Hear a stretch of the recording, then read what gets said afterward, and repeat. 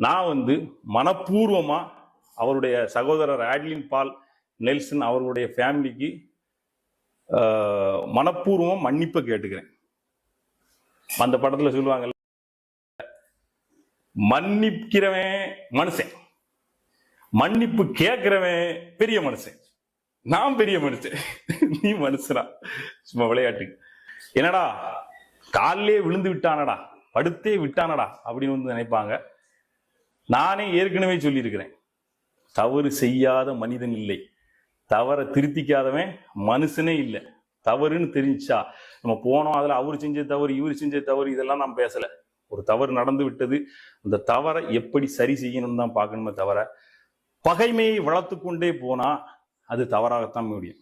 இந்த 16 நாட்கள் சிறைவாசம் எனக்கு கற்றுக் கொடுத்தது. அங்க நான் செய்த தியானமும் நான் படித்த 6 புத்தகங்களும் என் வாழ்வில் ஒரு நல்ல மாற்றத்தை கொண்டு வந்திருக்குது. நாம 2 பேரும் சமாதானமா போறதுதான் இந்த சமுதாயத்துல நல்ல. ஏன்னா நம்ம 2 பேருக்கும் இறைவன் மிகப்பெரிய வரத்தை கொடுத்துருக்கான். இவ்வளவு பெரிய ஃபாலோவர்ஸ் நமக்கு இருக்குது அப்படின்னா அது நம்முடைய மிகப்பெரிய வரம். இது நாள் வரைக்கும் நடந்த விஷயங்கள் எல்லாம் போகட்டும்.